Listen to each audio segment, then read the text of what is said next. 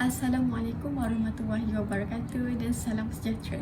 Nama saya Nurhayyan Adli binti Muhammad Nasir, C18B0504, pelajar tahun 3 dari elektif multimedia, akan membentangkan kajian kes saya yang bertajuk Kajian Penilaian Reka Bentuk Antarmuka Aplikasi MySejahtera bagi pengguna berusia di Jalan Duta, Kuala Lumpur.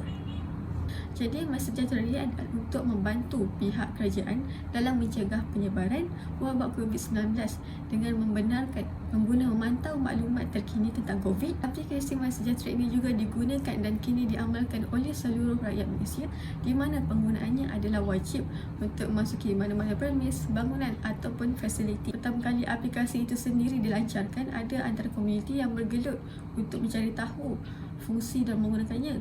Jadi, selain masalah tiada arahan yang jelas, masalah utama yang dihadapi oleh golongan ini sebenarnya reka bentuk antarmuka MySejahtera yang kita nampak saiz pun dia terlampau kecil, konsepnya tidak teratur dan penggunaan warna yang pudam menyebabkan pengguna yang berusia ini sukar untuk melihat dengan lebih jelas.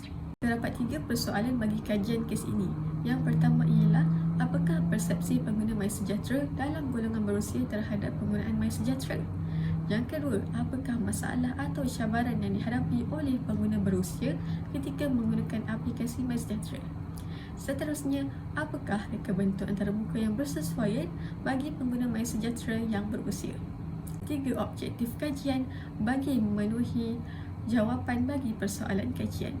Bagi kajian ini, saya telah memfokuskan kepada perkara tertentu supaya kajian yang saya lakukan tidak membatasi skop yang saya telah tetapkan. Seterusnya, kita pergi kepada bahagian metodologi kajian. Saya telah menggunakan kajian tinjauan ini, di mana kajian ini adalah kajian inferensi yang mengumpulkan data kuantitatif daripada soal selidik. Seterusnya, kaedah kajian. Saya telah memilih soal selidik sebagai kaedah kajian saya sebab disebabkan oleh COVID-19 dan saya tidak boleh menemu bual secara berhadapan. Jadi, instrumen kajian saya adalah borang soal selidik yang di mana saya telah membahagikan kepada 3 bahagian.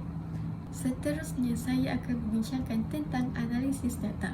Ini menunjukkan tentang pengetahuan responden tentang fungsi dan kegunaan aplikasi MySejahtera. Seramai 36 orang menjawab mereka tahu akan fungsi, manakala 23 orang menyatakan tidak pasti dan baki lagi 22 orang menjawab tidak tahu dalam kesemua fungsi dan penggunaan MySejahtera. Seterusnya adalah carta palang bagi masalah yang dihadapi responden sewaktu menggunakan aplikasi MySejahtera.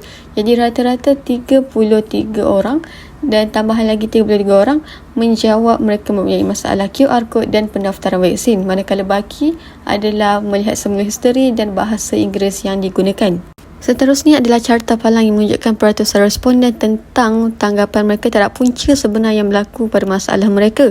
Jadi, responden seramai 38 orang bersetuju bahawa punca adalah disebabkan tiada panduan ataupun demonstrasi dan dipersetujui oleh 31 orang lagi yang menyatakan maklumat itu bercampur dan menyukarkan mereka untuk mendapatkan maklumat yang terkini. Manakala baki 27 responden menyatakan saiz butang menu dan teks adalah kecil serta 22 responden menyatakan susunan halaman muka tidak teratur.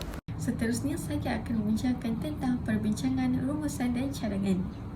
Telah saya usulkan 2 soalan kepada golongan berusia ini tentang persepsi mereka dan rata-rata responden ini menjawab 4 mata daripada 5 dalam menggunakan aplikasi MySejahtera. Seterusnya, persoalan bagi masalah atau cabaran yang dihadapi oleh pengguna berusia ketika menggunakan aplikasi MySejahtera. Saya juga mendapati bahawa punca utama yang menyumbang pada semua masalah yang mereka hadapi adalah berikut halaman muka UX aplikasi MySejahtera. Ini adalah berikutan kerana skrin ataupun butang menu dan saiz dan teks adalah tidak sama dan terlampau kecil. Jadi, apa sebenarnya reka bentuk yang sesuai bagi pengguna berusia ni? Daripada kajian lampau serta pendapat responden, jadi mereka bersetuju bahawa aplikasi mudah alih bagi golongan mereka ini perlulah memudahkan mesra pengguna dan adaptasi daripada teknologi yang baru.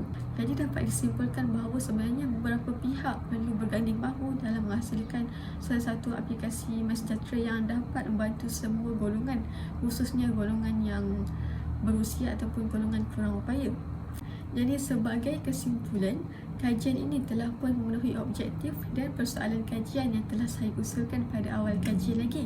Jadi sebagai cadangan ataupun harapan, saya berharap pihak berkuasa akan terus mengupdate ataupun terus menambah baik kepada aplikasi MySejahtera ini dan mengambil inisiatif tambahan bagi membantu golongan berusia ini dalam menggunakan aplikasi MySejahtera ini dengan baik. Sekian, terima kasih.